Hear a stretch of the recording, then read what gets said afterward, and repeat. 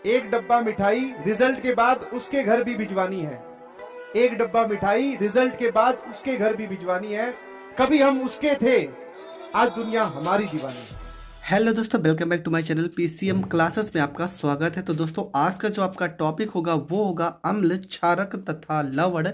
ये आपका high school का चैप्टर 2 है। पहला चैप्टर मैंने बताया है, अगर आपने नहीं देखा है तो डिस्क्रिप्शन में लिंक होगा, आप जाकर देख सकते हैं।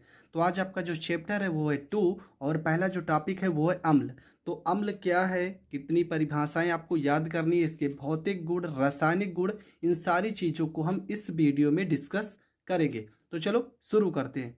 तो है अम्ल वे पदार्थ जो स्वाद में खट्टे होते हैं तथा नीले लिटमस पेपर को लाल कर देते हैं। यहाँ पे ठीक है, यहाँ पे क्या होगा, लाल कर देते हैं, अम्ल कहलाते हैं। तो अम्ल का डिफिनेशन क्या होगा कि वे पदार्थ जो स्वाद में क्या होते हैं, स्वाद में होते हैं खट्टे और नीले लिटमस पेपर को क्या कर देते हैं, नीले लिटमस पेपर को लाल कर देते हैं, अम्ल कहलाते हैं। बस आपको इतना ही लिखना है, ठीक है। स्वाद में खट्टे होते हैं और नीले लिटमस पेपर को क्या कर देते हैं, लाल कर देते हैं। जैसे उदाहरण में अगर देखना हो तो जैसे कि सिरका, नींबू, संतरा, ये सारे के सारे जो एग्जाम्पल हैं ये आपके अम्ल के एग्जाम्पल हैं।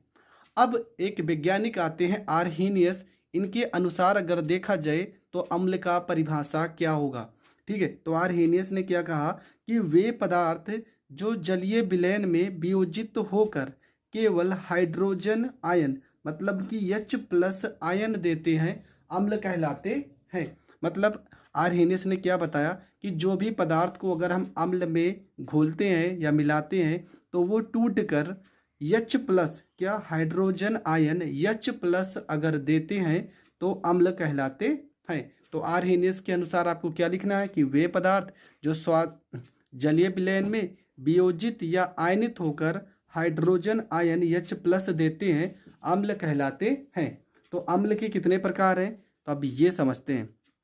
तो अम्ल को दो भागों में बांटा गया है। अम्ल के कितने प्रकार हैं, तो अम्ल को दो भागों में बांटा गया है, एक है आपका प्रबल अम्ल और एक आपका है दुर्बल अम्ल। तो प्रबल अम्ल की परिभाषा कैसे आप याद करोगे, बहुत ही सिंपल है। मैं पहले से इसलिए लिख लेता हूँ जिस कारण आपको बहुत ही कम समय में आपका पूरा का पूरा टॉपिक क्लियर हो जाए। तो प्रबल अम्ल क्या है कि वे अम्ल जो जल में पूर्णतया आयनित या वियोजित होते हैं। मतलब क्या होगा कि वे अम्ल जो जल में पूर्णतया क्या होंगे, आयनित या वियोजित होंगे, मतलब पूरी तरह से घुलकर टूट जाएंगे, प्रबल अम्ल कहलाते हैं। एकदम सिंपल डेफिनेशन है कि वे पदार्थ जो जल में पूर्णतया आयनित या वियोजित होते हैं, प्रबल अम्ल कहलाते हैं। एग्जाम्पल अगर देखा जाए तो H2SO4, HCl, HNO3, इसका नाम क्या है, तो इसका नाम है सल्फ्यूरिक अम्ल, ठीक है। अगर आपको नाम में प्रॉब्लम हो रही है तो हम नाम ज़रूर लिख देंगे। ये आपका नाम है सल्फ्यूरिक अम्ल है, इसका नाम। HCl ये आपका हाइड्रोक्लोरिक अम्ल है, ठीक है, हाइड्रोक्लोरिक अम्ल है। और HNO3 ये आपका नाइट्रिक अम्ल है, ठीक है, नाइट्रिक अम्ल है। ये तीनों के तीनों आपके क्या है, अम्ल है। और कौन से अम्ल है, प्रबल अम्ल है। तो आपसे पूछा जाएगा प्रबल अम्ल के दो एग्जाम्पल बताइए, तो आप H2SO4, HCl, HNO3 इसमें से आप कोई भी दो बता सकते हो। इसके बाद आपका है H2SO4 को अगर हम वियोजित करते हैं तो यहाँ पे देख रहे हैं H2, ठीक है, जो भी अम्ल होगा उसमें H जरूर होगा। H+ यहाँ पे कितना H है, 2, तो ये 2H। और हाइड्रोजन आयन क्या होता है, प्लस होता है। और SO4 पे माइनस होता है, कितना चार्ज माइनस होता है, 2, इसलिए हमने यहाँ पे 2 चार्ज लगाया है। यहाँ पे 2 माइनस और यहाँ पे 2 प्लस हो जाएंगे। इसके बाद आता है आपका क्या, दुर्बल अम्ल। तो इसके बारे में क्या समझेंगे, सेम प्रबल अम्ल का उल्टा करना है। वे अम्ल जो जल में पूर्णतया आयनित या वियोजित नहीं होते हैं। और प्रबल अम्ल में क्या लिखे हो कि वे अम्ल जो जल में पूर्णतया आयनित या वियोजित होते हैं, प्रबल अम्ल कहलाते हैं। और यहाँ पे लिखना है आयनित या वियोजित नहीं होते हैं, दुर्बल अम्ल कहलाते हैं। एग्जाम्पल अगर देखा जाए तो HCN, CH3COOH और HCOOH ये आपके हो जाएंगे एग्जाम्पल। इसका नाम क्या है, तो HCN का नाम है हाइड्रोजन और CN को पढ़ते हैं साइनाइड, ठीक है, तो इसका नाम हो जाएगा हाइड्रोजन साइनाइड। CH3COOH ये आपका एसिटिक अम्ल हो जाएगा। ठीक है, ये आपका एसिटिक अम्ल हो जाएगा। HCOOH ये किसका अणु सूत्र है? तो ये आपका है फार्मिक अम्ल का अणु सूत्र है। फार्मिक अम्ल कहाँ पे पाया जाता है? तो चींटी, मधुमक्खी, इन सभी के डंक में पाया जाता है आपका फार्मिक अम्ल। तो दुर्बल अम्ल भी आपको क्लियर हो गया होगा। इसका एक रिएक्शन भी देख लेते हैं। अगर HCN को हम तोड़ते हैं तो H+ में टूट जाएगा और CN पे क्या, माइनस आयन में टूट जाएगा।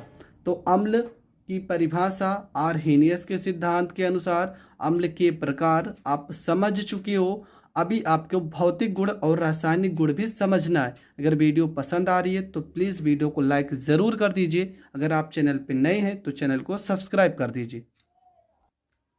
अम्लों के भौतिक गुण, ठीक है, जैसे कि हमने परिभाषा में पढ़ा था वहीं से हम भौतिक गुण को भी याद करते हैं।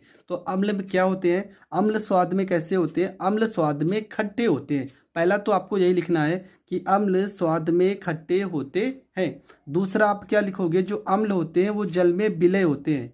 अम्ल क्या होंगे? जल में विलय होते हैं। और तीसरा, अम्ल नीले लिटमस पेपर को यहाँ पे लाल करना है। ठीक है, यहाँ पर भी हम गलत लिख दिए, यहाँ पे लाल कर देते हैं।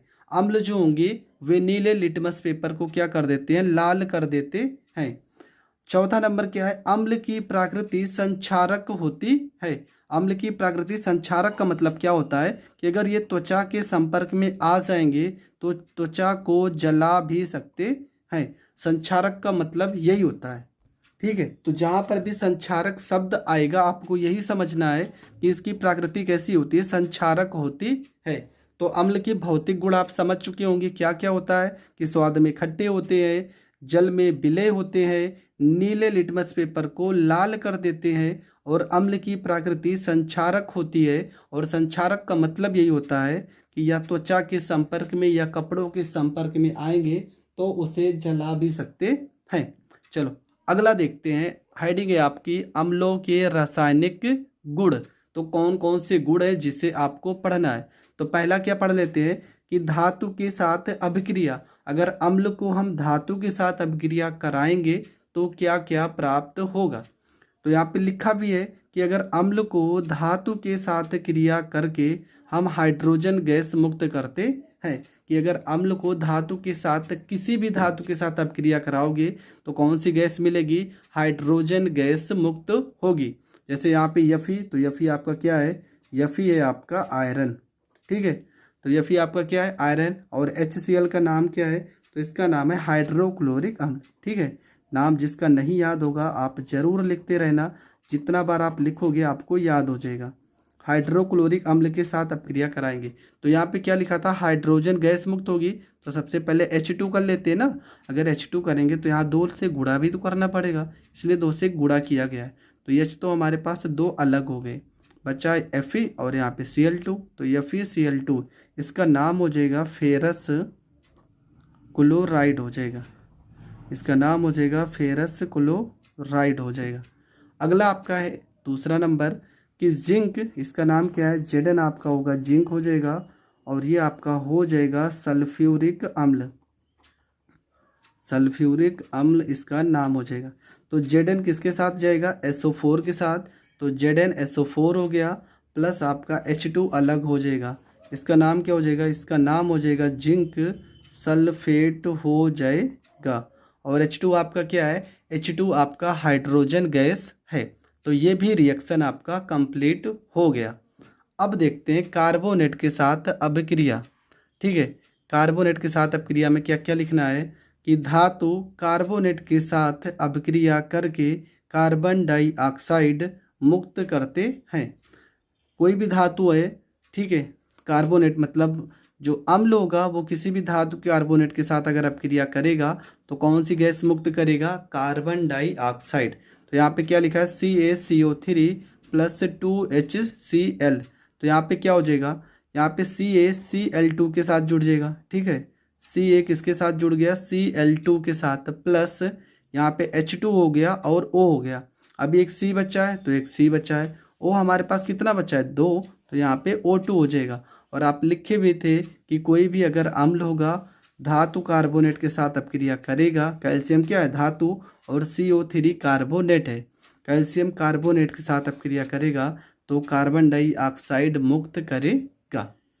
अगला आपका जो आता है वो आता है धातु ऑक्साइड के साथ अभिक्रिया। ठीक है, अगर धातु ऑक्साइड के साथ अम्ल की अभिक्रिया कराएंगे तो क्या प्राप्त होगा? तो आपका जो बनेगा वो बनेगा लवण। तो यहाँ पे लिखा भी है CaO प्लस 2HCl। तो यहाँ से Ca और Cl2 अलग हो जाएगा।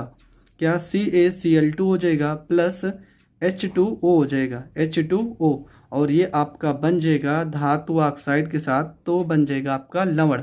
तो ये आपका अम्ल से रिलेटेड इतने प्रश्न पूछे जाते हैं। क्या क्या? कि अम्ल किसे कहते हैं, आर्हेनियस के सिद्धांत के अनुसार अम्ल किसे कहते हैं, और आपसे पूछा जाएगा अम्ल के प्रकार, अम्ल के जो प्रकार, प्रबल अम्ल के उदाहरण, दुर्बल अम्ल के उदाहरण, और आपसे पूछा जाएगा अम्लों के भौतिक गुण, अम्लों के रासायनिक गुण। तो इतनी चीज़ें आपको पूछी जाती हैं, इससे बाहर अम्ल से रिलेटेड कुछ भी नहीं पूछा जाएगा। और जो भी पूछा जाएगा, अभी तो पूरा सिलेबस, पूरा लेसन बचा हुआ है, वो अगले वीडियो में बता दिया जाएगा। तो अगर आपको वीडियो समझ में आती है तो प्लीज़ वीडियो को ज़्यादा से ज़्यादा लोगों तक शेयर करें, और अगर आप हमारे चैनल पर नए हैं तो चैनल को सब्सक्राइब करें। जय हिंद, जय भारत।